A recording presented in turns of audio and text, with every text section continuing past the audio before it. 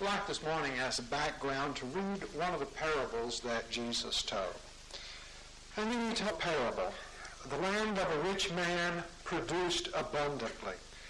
And he thought to himself, what should I do? For I have no place to store my crops. And then he said, I will do this. I will pull down my barns and build larger ones, and there I will store all my grain and my goods. And I will say to my soul, soul, you have ample goods laid up for many years. Relax, eat, drink, be merry. But God said to him, you fool, this very night your life is being demanded of you. And the things you have prepared, whose will they be? So it is with those who store up treasures for themselves, but are not rich toward God. And then just one line from the 127th Psalm. It is vain to rise up early and to go to rest late and eat the bread of ancient toil. You know, a few weeks ago I told you the problems we had with an old car. Well, we have a new car now. We've had it for a couple of months. And it has a standard transmission in it. I bought that on purpose because I thought I just love to shift. And I do. I'm really enjoying shifting that car. And it's got 5 gears in it. You know, one of them is an overdrive. Ann's had a little trouble deciding that at 50 or 55, you put the clutch in and shift it into overdrive. You kind of have to get used to that. But when you're driving a standard transmission that some of you drove years ago, and by the way, if you want a car your kids can't drive, just buy one, because they don't know how to drive one. But anyway, when you're shifting that thing, you feel the car shift into lower gear very differently than you feel it when you have an automatic transmission. You hear it, you feel it, you're a part of it. And then when you shift it into overdrive, you see that little needle that suddenly drops. And you know that the whole motion of your engine is slowing down. The speed of the car isn't slowing down. But the ratios of your engine are slowing down, and you think, oh, all the gas I'm saving. As you see that overdrive gear, and then you see that needle drop. But the best thing is you hear the car gear down from high to low. You feel it, you hear it in a different way than you do with an automatic transmission. When I was a kid, one night my grandfather was election judge, as he usually always was, at the election up at Bancroft School. And I was a kid, and I was up there with him, and of course doing things they don't let anybody do, certainly kids do at an election, because I was in the room and they were counting ballots. And I just remember somebody taking each ballot out of a box and reading it off, and somebody else marking it down, and another one marking it down, and then they double-checked them all. And after the election was over, because he was election judge, he put all the ballots in the box, put it in his truck, and I went with him down to the courthouse to take the ballot box. When he left Bancroft School, he had an old Dodge truck, and I think this made me decided that I always wanted a Dodge truck because I figured they had to be good the way he drove them. He shifted that truck when we drove out of Bancroft School from first gear, and he shifted it into second gear. He never shifted that truck out of second gear from there to the courthouse downtown. We drove all the way down there in second gear. And that old truck just whining and groaning. Didn't drive fast. You can't drive that fast in second gear. But it sounded horrible. And I wanted to say, especially right down here at the end of this street, when you make that curve to get onto the old highway, it was dark, and there was another car coming. And when he turned, he just flat got over in the other lane. And the man had to leave the highway and get off, and he said, did you see, and I won't tell you what he said, it's not pulpit language. Did you see what he almost did to us? He almost ran over us. I didn't say a thing. He just still in second gear, got back over on his lane. But I kept wanting to say, I didn't have a driver's license. I didn't drive. And I kept wanting to say, Grandpa, shift that thing down out of second gear. Get it into low gear. But life is like that. Aren't we like that? We go in high gear most of the time. Never shifting down into low gear. We're just high gear people. We were in Houston Friday, and I went into a parking garage, and I was hunting a place to park. And you know those things echo, they make all kind of noise. And a car pulled in behind me, and I heard this voice echo all over the parking garage. You've got to drive faster in here. The man behind me evidently had hung his head out the window of his car and was telling me, you got to drive faster in here. You can't drive slow in here. So we drove faster looking for a parking place. Also, I understand in the city you don't stop at caution lights.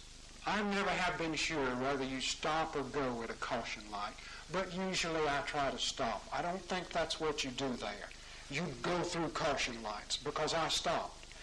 I saw the woman behind me. She stopped. She didn't really hit me. But when she stopped, I saw her in my rearview mirror literally lay her head down on the steering wheel like, I cannot believe he stopped at that caution light. Literally. She laid her head on her steering wheel. I could see it. And in a few minutes, she managed to get around me and to get in another lane of traffic that was moving faster so she could go high gear. We got to go in high gear. And because we go in high gear all the time, not ever shifting down into low gear, it almost sounds like we're greedy when you go in high gear all the time.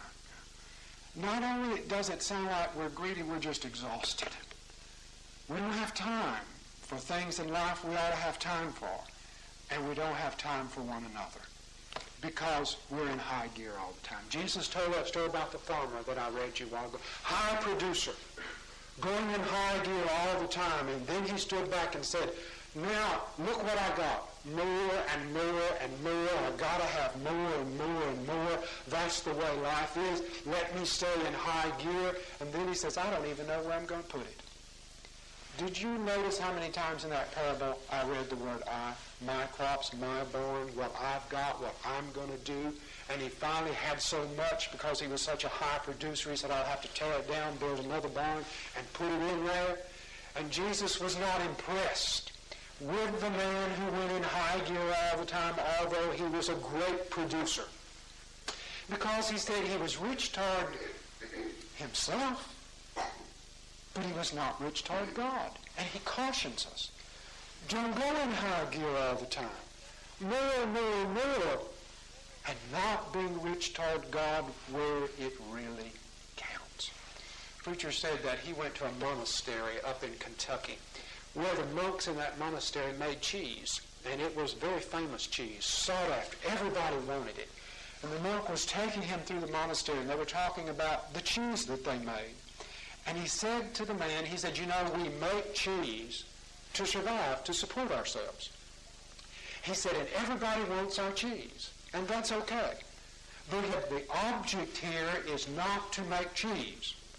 We just do that to live. The object here is God. The object in life is God. It's not to go in high gear with more, more, more. The object is God. Dr. Maxie Dunham, who wrote a lot of our studies that we've done on Sunday night before we started the one on the miracles, said that he was preaching at a service one time, and after church he went home to eat lunch with some folks, and he knew the woman of the house because he had met her, although it wasn't his church. He was just preaching there, and he said he knew she was real active in the church and that she did everything she could to help with the work of the church. Her kids went to church. He said her husband went sometime, but he was just there bodily, because that's what he thought they wanted him to be, just be there bodily. So he didn't take part very much. He was a high-gear businessman, great producer.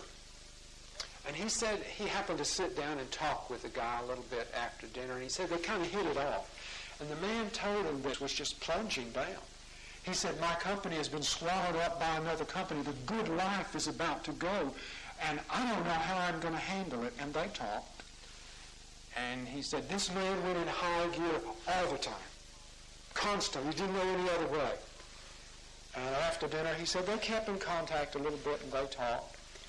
And the man finally went to a retreat called the Emmaus Walk that the Methodist Church has put on. He stayed there a week, had a spiritual experience while he was there.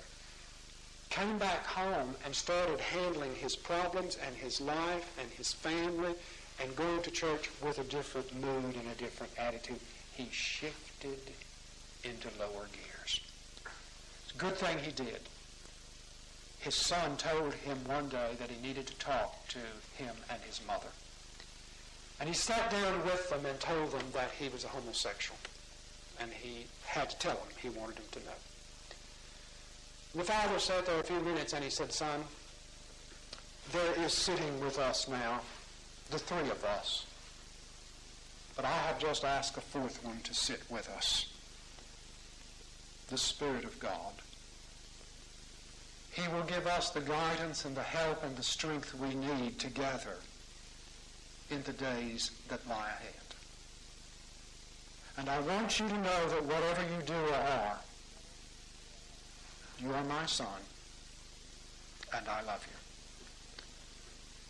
But a few weeks before that, he could not have done that because he was a different man going in high gear without time for others.